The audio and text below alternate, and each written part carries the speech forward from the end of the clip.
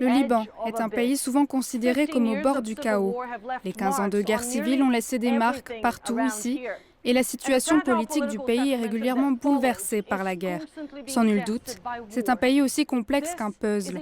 Et pour certaines personnes, ici, le seul capable de rassembler les pièces ensemble, c'est Saad Hariri.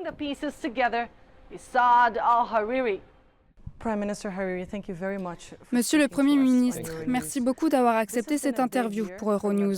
C'est une année chargée pour le Liban. Vous avez tenu des élections parlementaires pour la première fois depuis une décennie. C'était en mai et vous n'avez toujours pas réussi à constituer un gouvernement. Pourquoi est-ce si difficile? Est-ce que cela veut dire qu'il vous sera pratiquement impossible de réellement gouverner le pays? Non, je pense que nous allons y parvenir. C'est un gouvernement qui va durer 4 ans. Je pense que les gens ont besoin de comprendre cela et d'y réfléchir. Comme vous venez de le souligner, ceci vient après 10 ans d'absence de procédures électorales. Le Parlement a de nouveaux membres, la taille de chaque groupe politique a changé. Le challenge de créer un gouvernement d'unité nationale ou un gouvernement de consensus sera un peu compliqué. Il y a tellement de partis différents à convaincre. Lequel veut ceci, lequel veut cela. C'est la seule raison pour laquelle nous rencontrons des difficultés.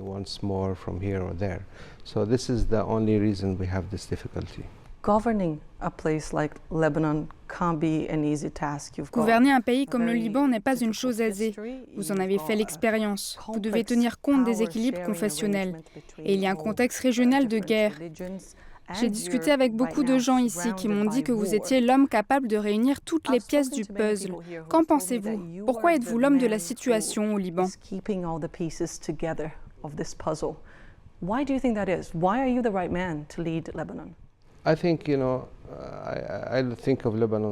Je pense au Liban avant même de penser à moi-même. Nous avons besoin de quelqu'un qui peut parler à tout le monde au sein des divers partis politiques du gouvernement. Si vous souhaitez un gouvernement qui marche, tout le monde doit faire quelques concessions. Parfois, je fais plus de compromis parce que je considère que le pays est plus important que mon parti politique ou qu'un autre. L'année dernière, vous avez annoncé votre démission lors d'un discours télévisé depuis l'Arabie saoudite. Je pense que le fait que vous ayez démissionné et la façon dont vous l'avez fait a surpris. C'était une grande surprise pour vos partisans, mais également pour le monde entier. Que s'est-il passé? Pourquoi avoir fait ça? Je voulais faire bouger le système politique car j'étais persuadé que le gouvernement allait dans le mauvais sens, que nous n'étions plus en mesure de gouverner. Vous connaissez les défis que nous avons dans la région et il ne faut pas que le Liban prenne une quelconque position. Ma décision avait pour but de produire un effet positif, de faire prendre conscience aux gens que ce n'est pas la bonne méthode pour aller de l'avant. La solution n'est pas de rendre le pays neutre, mais de le dissocier de tous les conflits auxquels nos voisins arabes sont confrontés.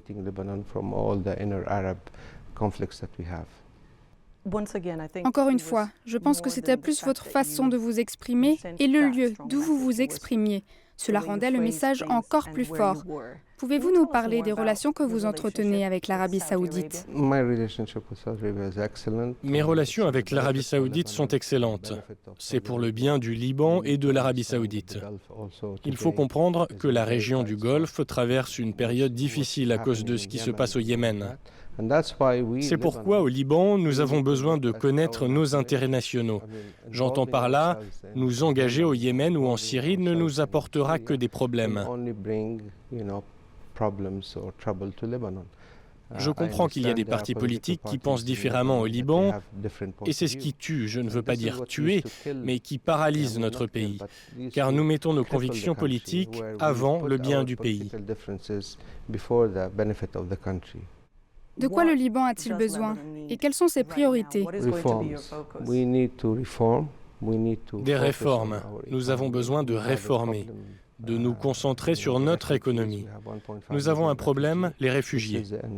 Nous avons 1,5 million de réfugiés et c'est un problème que nous devons résoudre d'une seule voix au Liban. Il y a certaines initiatives qui viennent d'ici et là. Aujourd'hui, un projet venant de la Russie avec qui nous devrions coopérer pour trouver une solution viable. Nous souhaitons que les réfugiés décident de leur plein gré. Nous avons besoin de soutien de la part des Nations Unies. Nous avons besoin de financement, de garantir que le régime ne fera pas n'importe quoi afin de ne pas les blesser. C'est quelque chose qui nous afflige. Et si nous ne commençons pas à réfléchir sur une sortie de crise et comment y arriver, nous allons décevoir le Liban et perdre l'intérêt des Libanais. We will only be failing Lebanon and we will only be failing the interest of the Lebanese. J'aimerais juste revenir sur votre démission. L'année dernière, vous avez mentionné reprocher à l'Iran, je cite, « les désordres et la destruction survenant au Liban ». Vous avez dit que le Hezbollah était sous la coupe de l'Iran et qu'il avait imposé un fait accompli au Liban par le pouvoir de ses armes et que maintenant le Hezbollah et ses alliés contrôlent la majorité du Parlement. Qu'est-ce que cela veut dire? Ils ne contrôlent pas la majorité, c'est juste une impression de la communauté internationale ou de certains médias. Mais le Hezbollah a uniquement 30 ou 40 membres au Parlement. Je pense que le Parlement actuel est divisé en 3 ou 4 blocs, avec des personnes du centre, de droite et de gauche, avec des gens proches des deux partis.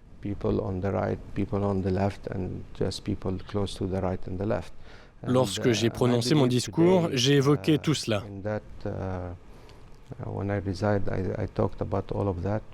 Nous avons des différends politiques. Le Hezbollah sait cela et je sais qu'ils n'accepteront jamais ma politique vis-à-vis du Golfe. Je n'accepterai jamais non plus leur politique vis-à-vis de l'Iran et d'autres choses, mais cela ne veut pas dire que notre pays doit s'arrêter de fonctionner. Oui, nous aurons toujours ces différences et nous nous disputerons toujours à ce sujet. Mais que devons-nous faire? Est-ce que nous restons sur nos positions ou est-ce que nous essayons de dialoguer et d'en parler calmement afin de voir quelles sont les solutions possibles et comment nous pouvons résoudre ces problèmes? Et en même temps, il y a plus de choses qui nous rassemblent que des choses qui nous séparent. Ce que je veux dire, c'est que nous pouvons changer beaucoup de choses dans le pays. Je pense à l'économie. Tout le monde a un intérêt à lutter contre la corruption. Tout le monde a un intérêt à réformer le pays. Les forces de l'opposition ont pratiquement capitulé en Syrie. Il y a une dernière place forte, à Idlib. Des sources font état d'offensives massives. Cela pourrait marquer la fin de la guerre en Syrie. Qu'est-ce que cela signifierait pour le Liban?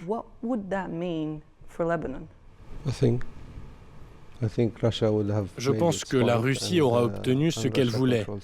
La Russie contrôle la Syrie, donc nous aurons affaire aux Russes. Quelles sont vos relations avec la Russie? Elles sont très bonnes. J'ai de très bonnes relations avec la Russie et j'ai de bonnes relations avec le président Poutine, pour qui j'ai beaucoup de respect. Et je pense que nous pouvons travailler avec lui. Vous ne pensez pas avoir affaire à Bachar el-Assad? Je préférerais parler avec le président Poutine. Il y a un autre leader international avec qui vous semblez vous entendre très bien. C'est le président des États-Unis, Donald Trump. Vous avez dit que vous appréciez son rôle de leadership dans la région. Est-ce qu'il fait du bon travail au Moyen-Orient? Je pense que le président Trump est quelqu'un de très clair. Quand il dit quelque chose, il le fait. Le problème que nous avons eu dans le passé est que nous ne savions pas quelle était sa politique. Au moins aujourd'hui, je connais sa politique et comment je peux trouver un arrangement avec les États-Unis. Au moins, il y a quelqu'un avec qui nous pouvons parler de la situation. Je pense que vous savez ce qui se passe en Syrie. C'est un échec de la communauté internationale qui n'a rien fait pour le peuple syrien. Vous savez que la communauté internationale a un poids important, notamment les États-Unis et l'Europe. Dans le passé, les politiques menées ont échoué. Jusqu'à 2015, vous n'aviez pas de Daesh, pas de Front al-Nusra, vous n'aviez personne. Des personnes se révoltaient contre leur gouvernement à cause de la division de la population, à cause de l'utilisation de tous ces gaz et à cause de toutes les atrocités commises. Des djihadistes et des gens tarés sont arrivés. Ces gens méritent ce qui leur arrive. Ils ont ruiné toute la révolution syrienne. and ruined the whole, Syrian revolution. Monsieur le Premier ministre, merci pour cette interview. Thank you. Thank you.